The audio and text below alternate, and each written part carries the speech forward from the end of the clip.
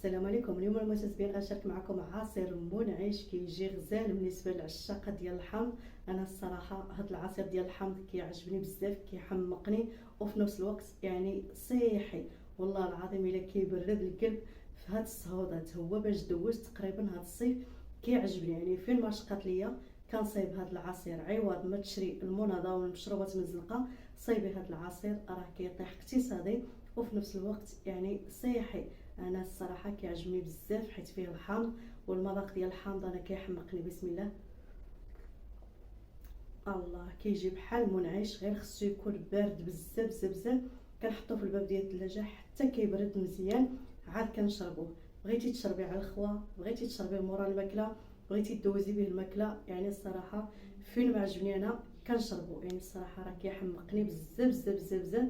انا من العشاق ديال الحمض. وخليكم معايا ندوزو مباشره نشوفوا الطريقه ديال هذا العصير والمكونات ديالو. وما تنساوناش المتتبعين ديروا لنا واحد اللايك وشي تعليق يكون زوين بحال وجهكم، والهلا يخطيكم. ونبداو على بركه الله. عندي هنا جوج مكونات، عندي هنا حامضه والخياره ومغسولين من طبيعه الحال. غادي نقي هاد الخياره بحال هكا، غادي نحيد ليها غير النص ديال القشره ديالها، يعني ما غاديش نقيها كامله بحال هكا.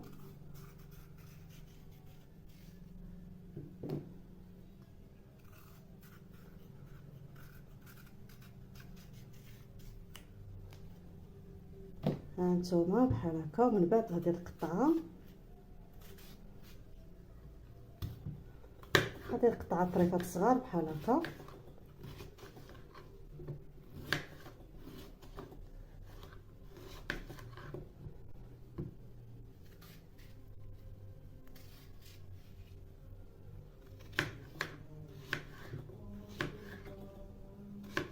يعني عصير غزال وصحي 100% واقتصادي.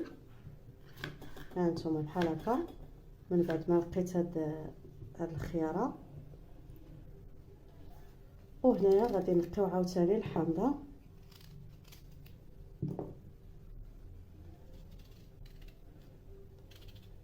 غادي نحيد ليها القشره ديالها حتى هي بحال هكا، نحيد ليها القشره كامله.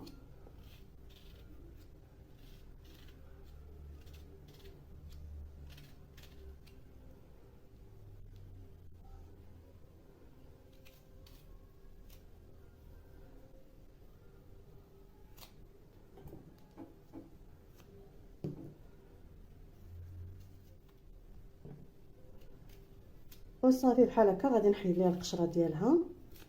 هانتوما غادي نقيها مزيان، غادي نحيد حتى هاد القشره البيضاء ما تبقاش.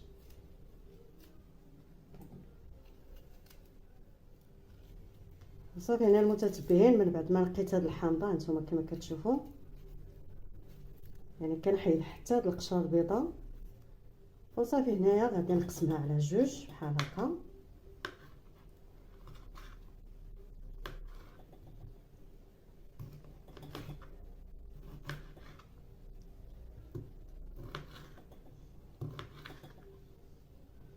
ضروري نحلها بحال هكا، الا فيها العظام ولا شي حاجه غادي نحيدو. هانتوما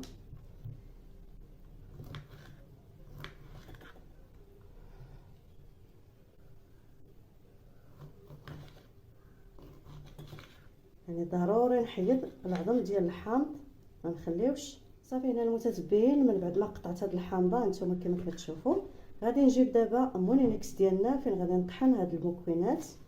وهانتوما معايا، وغادي نديرو فيه هاد الخيار ومع هاد الحامض بحال هكا.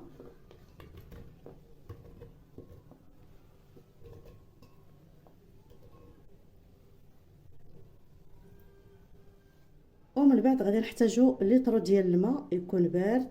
ها الكاس الاول وها الكاس الثاني. ومن بعد غادي نطحن كلشي. وهانتوما معايا. وصافي هنا المتتبعين، من بعد ما طحنت هاد العصير هانتوما كما كتشوفوا، وهنا غادي نصفيه. ضروري غادي نصفي هاد العصير بحال هكا.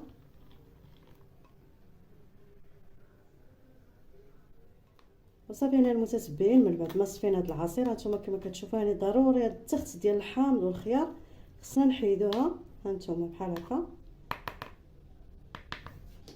وصافي هنا المتتبعين من بعد ما صفينا العصير ديالنا غادي نرجعوه ضروري للمونينيكس مره اخرى، غادي نعاودو نطحنوه وغادي نخويو هاد العصير هنايا.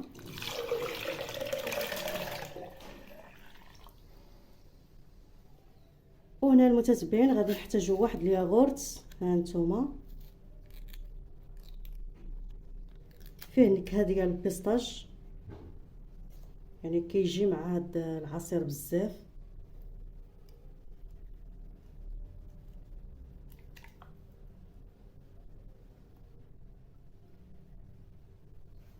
وهنا غادي نحتاج واحد 2 معالق ديال السنيده، المهم نسبه الحلاوه على حسب. ومن بعد غادي نرد عاوتاني هادشي يتطحن مزيان وهانتوما معايا. وصافي هنا المتتبعين من بعد ما طحنت العصير ديالي مره اخرى هانتوما كما كتشوفوا كيجي واحد العصير منعش صراحه زوين بزاف بزاف بزاف بزاف وتيطيح اقتصادي، وفي نفس الوقت يعني شي حاجه اللي زوينه بزاف احسن من المناضه. هانت عوض ما تشري مناضه من الزنقه صايبي هذا احسن. هانتوما يعني كيمياء خياره ومع الحامضه تيعطيونا الكميه كثيره تبارك الله. هانتوما يعني لترو ديال العصير يكون بارد، هذا ضروري يكون بارد، كيجي واحد العصير كيبرد القلب الصراحه زوين بزاف. انا كيعجبني بزاف هذا العصير باش دوزت صراحه الصيف، يعني احسن من المناضه احسن من المشروبات ديال الزنقه. هذا راه صحي وتيطيح اقتصادي، يعني خياره والحامضه والياغورت يعني ضروري من ضروري كيعطي واحد النكهه لي زوينه بزاف بزاف. صافي انا المتتبعين هذا هو العصير ديالنا، ضروري نخليو هذا العصير حتى يبرد عاد نشربوه. كيجي واحد العصير غزال واقتصادي. شوفوا الكميه يعني لترو ديال العصير، يعني خياره والحامضه كتخرج لك الكميه كثيره وفي نفس الوقت يعني صحي.